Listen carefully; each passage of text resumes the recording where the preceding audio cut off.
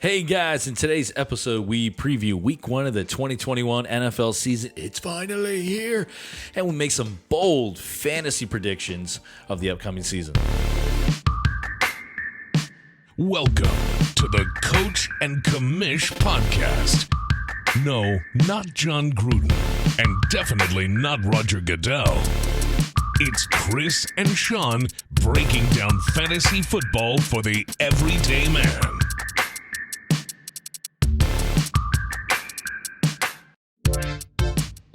Welcome back to episode 110. You are here with the Coach and Commish. I'm Chris, Sean to my right, and today we are making some fantasy predictions for the 2021 season, and we're previewing week 1 that starts tonight. We are wearing our team's gear right now. Yeah, they're not playing tonight, but it's on. We're so excited, and we'll probably wear the same shirts again on Sunday.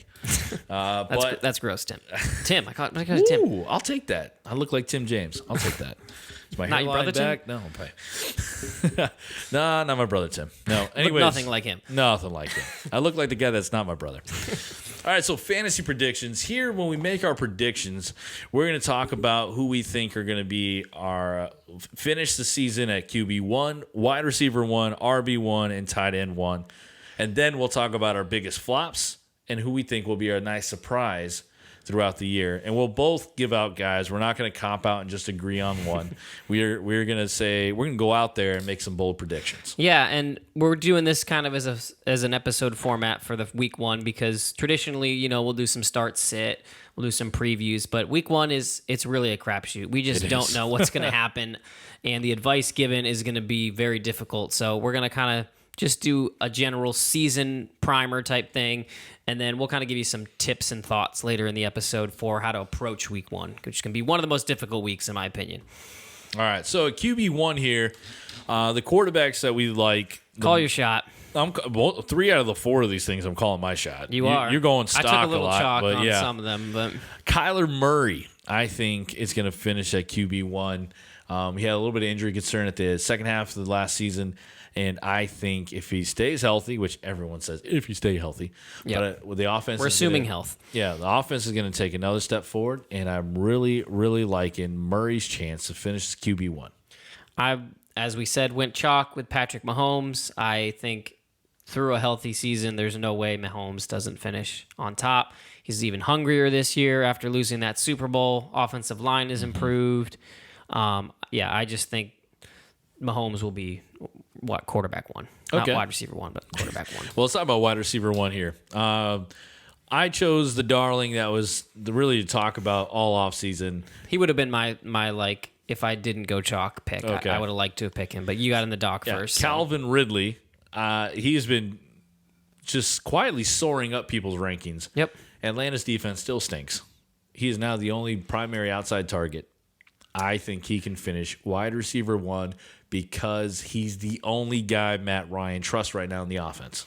Yep, and I think a huge part of what you just said there, the defense is going to be a big part. They're just going to be in a lot of shootouts, and they're going to need to score, and this man loves to score touchdowns. I mean, he's basically in the Julio Jones role now, and he scores touchdowns. All right, and then you got probably the best route runner in the NFL. I went with Stephon Diggs. I had Devontae Adams in here. I didn't want to go chalk twice, so I put in Stephon Diggs. I think that last year he had the stats to be the one. He just didn't get the touchdowns. Touchdowns come this year, then he ends up as wide receiver 1. All right, RB1, he is back. Right, here's your chalk. Here's my chalk. Christian McCaffrey. Everybody missed him last year. Guys who had the number 1 pick in the draft, it's like by law, Christian McCaffrey. Yep. Unless it's like a tight end premium or a super flex with QBs. But most of the time, even in those leagues, Christian McCaffrey at 1. Yeah, Christian McCaffrey is my answer, but to be a little different and give you guys a different answer, I'm going to say Alvin Kamara. I just think that this early season, not having anything else on the offense to feature, he's going to get more work than he traditionally would. I think the Saints offense is going to figure it out, and Alvin Kamara, I think, is capable of being that running back 1. Yeah, it's a new era with the Saints offense, and Alvin Kamara is definitely going to be the big beneficiary with all these new pieces, unproven pieces around him. Tight end 1, I went with T.J. Hockenson. Reached down the board a little bit here. I did. I felt like, again, as most of these, I felt like I needed to put some surprises out there. Yeah, these are bold predictions, I would say. Yeah, but spicy takes. To quote... Hot sauce all over him. To quote friend of the podcast, Jake Seeley, volume, volume, volume, volume. And Hawkinson's like the only weapon in Detroit, on both sides of the ball. Yep. Tyrell Williams is the next best option. Yes, that's how bad it is in Detroit. So that's why I like Hockenson a ton here. Yep, I went chalk with, I just don't see how Kelsey doesn't finish. If I had to pick someone else, I think Kittle has the opportunity if he can stay healthy all year. Yeah, and yes, Kelsey is the most obvious one. I agree with that, but I wanted to go with the shock and awe factor. He will be one. All right, biggest flop. So we're trying to pick big names here, guys who are their ADP's high, and you're going to regret it mid-season. Yep. And I'm going with Lamar Jackson. You're saying it was a little more truth to last season's beginning. I do. Stephen A. Smith came out, I think today or yesterday, and said you can't be an elite quarterback without being an elite passer, and he's right. They're trying to get him some type of help. I'd be a little careful there. You're aligning your analysis with a guy that can't never seem to remember things about the NFL. But that's so true. But I have to agree. I mean, it was a very obvious point there, but someone had to call it out. But Lamar, that's how I've always felt. Yeah. I kind of agree with you on this pick. I think that Lamar is a huge weapon, but I think that I just don't see how he's going to ever elevate his passing game to be an elite passer. Okay. Yeah, I mean... Yeah. And then last episode, I talked about this in our, if you haven't listened to it, we have a fun little episode, power ranking our draft from our local league here. And Saquon is a guy that I think is primed for a flop here. The injury is one thing, the offense is the other. And I think with those two factors, he still was taken in the first round of a lot of leagues. And even if he was in the second round, I think there's high potential for him to be closer to like that 20 spot than that 5 spot. Yeah, I mean, in some drafts, I had the first pick in a Yahoo draft in a 10-team league, and I got Saquon back on the back end of the turn on the second round. Mm-hmm. So there are a lot of Saquon fears in there, and I was too good to pass up in the second round. Yep. But he's not that locked in top 5 running back anymore. It's been a long time, too. That's the other part of it. But I really like your surprise here. So this is somebody we think that draft value was great, could surprise and kind of be your league winner.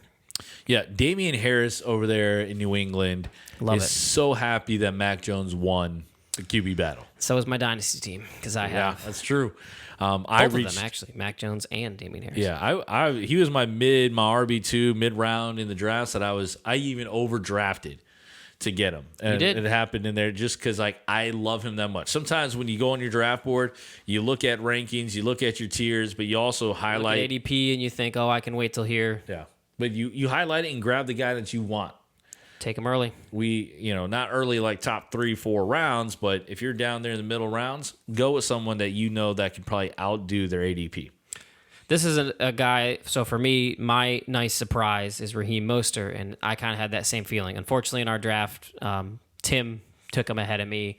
I wasn't able to get him, but Raheem Moster, I think, is a guy that if he can stay healthy, which is a big if, the Ravens seem to be the new 49ers, but the 49ers had the claim to it first of just always getting injured, and this guy, Raheem Moster, tends to be injured a lot. I think if he stays healthy in that running attack that you're going to get some big weeks from this guy. Oh, yeah. And you got him late. I mean, I've seen drafts where he went 6th, 7th round.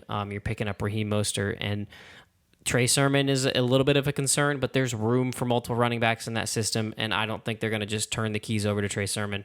They like Raheem Mostert. Yes, I love that pick as well. Now we're going to go into our week 1. We're going to break it into our thoughts and some tips for approaching week 1 lineups. He's going to be the thoughts guy. I'm going to be the tips guy. So kick us off here, Chris. What's your first thought? What you're looking at in week 1? Put my thinking hat on and put stroke my beard here. But how will the Rams offense look with Matthew Stafford and no Cam Akers? Actually, that's what we do. We need to flip this here. I'm going to ask the question. Oh, you ask me. Let's Chris, how will the Rams offense look with Matthew Stafford but no Cam Akers? Oh, wow. So surprised by that question. I see Kupp and Woods looking very, very good. It's because... How good? How good? how good I think they're going to have. And here in the We week talking one, top 15 wide receivers or 24? I think both will be top 15 wideouts All right. in week one because they're not quite sure how they're going to run the ball. Yep. It's going to be a lot of dump passes to those two guys. I'm definitely looking at that too. Another way to phrase this besides thoughts could be what we're looking at when we're watching week one. And I'm going to be looking at what is going to happen with that Rams backfield. Is Sony actually going to steal some work from Henderson? I'm curious to see what's going to happen. Yep. What's our second thought there? All right. And then our second here is, will the offense be rusty with not the offense, but the offenses in general, will they be rusty in because only having 3 weeks of preseason? Yes. And tonight, and we're doing this on a Thursday, I think you're going to see Dak Prescott and the Cowgirls look extremely rusty because You're predicting a big Tampa Bay win. But a ton of offenses because the NFL coaches didn't know how to approach 3 games when they had usually a 4 game. You think 1 game is not big difference? It is. Because you can usually play your guys more in 2 and then lay off toward the end. And we saw more guys not suit up in preseason. All right, and then our last kind of thought on week one is call your shot here. Who do you think is going to be the waiver wire wonder that everyone is graveling for on week one's waivers? Everyone's going to be frantically looking to pick up Tyrell Williams. This is your boy. You've talked about out of him Detroit, a few times. He's not sexy enough to be drafted. But even when you don't need it on your roster, you're going to see his point value probably here in week one. Wide receiver 1 for the Detroit Lions. Yes, and we're going to be – some guys might be throwing 10 to 20 fab on this guy. Okay. I'm going to go with some wide receivers too. My first one would be Hollywood Brown. I think he's not available in a lot of leagues, but there are definitely some out there. I'm in actually one of them where he's just sitting on the waiver wire, kind of left for dead, and I could see him coming out with a big week one performance, and then he's got that name that was, post-type sleeper. People come out, and I think you could see some huge fab dropped on him. The guy that I think in deeper leagues and more likely available is Bryan Edwards. He could end up taking that job as the wide receiver 1 for the Raiders. And if he has a big week one, people... Yeah, and according to Gruden, he's just as good as Jerry Rice. That's true. Didn't he? And then Derek Carr said Devontae Adams. I mean, he's getting all these comps. He looks the part, but I don't know. Then give him the ball. Yeah. Or put him on the field like he barely played last year. All right, Sean. So what are some tips here you got for our listeners? So, yeah, these are just some general tips, kind of guide you through this first week of fantasy because it's a tough one to weather. And the first one is going to be literally that. Don't freak out about what happens in week one. Sammy Watkins. Yes. In parentheses on our doc is Sammy Watkins.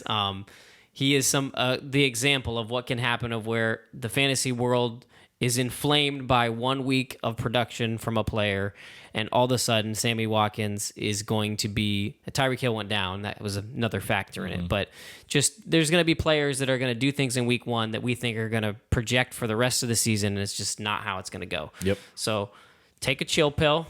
Take a deep breath. I'm talking specifically to you, Leroyce.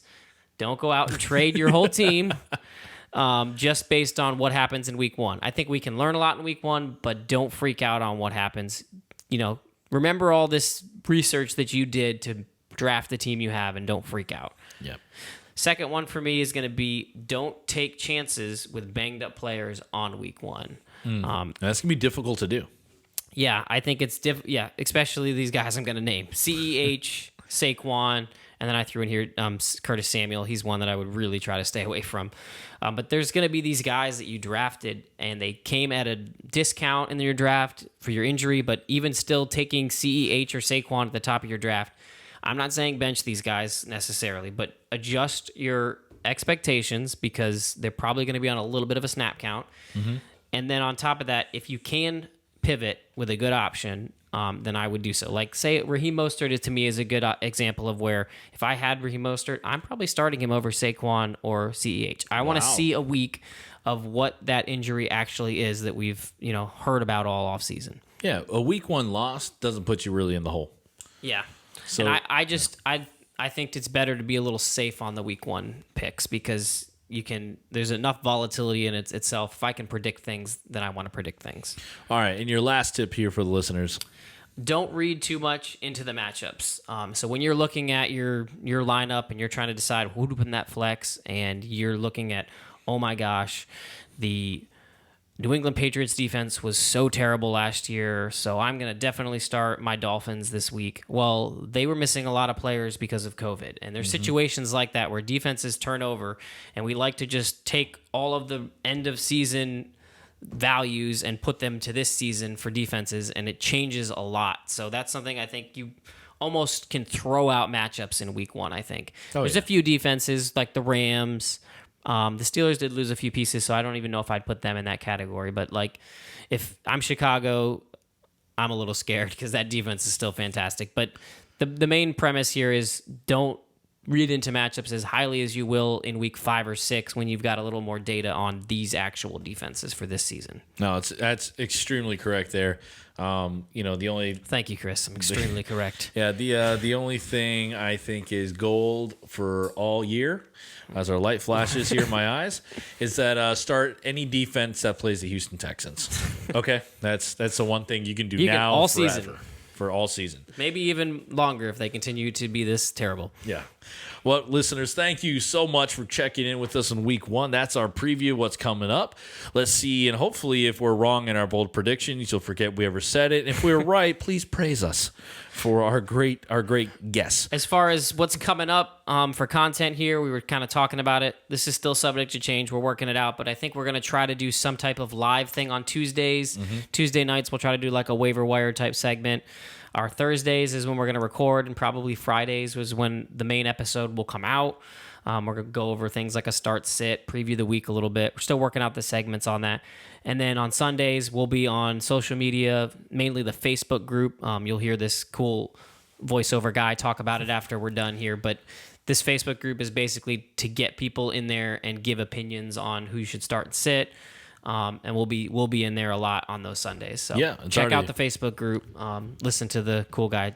Know where to go. Yeah, the Facebook group is growing and it's becoming very popular right now. So jump on there. Super popular, man. Yeah, like we are crazy popular. Crazy popular amongst our own friends. Alrighty, we'll see you guys later, and deuces.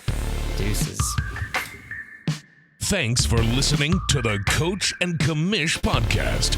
Don't forget to check us out on Twitter and Instagram at Coach and Commish. And join our Facebook group called Fantasy Football Advice with the Coach and Commish for direct access to weekly waiver wire and start sit advice.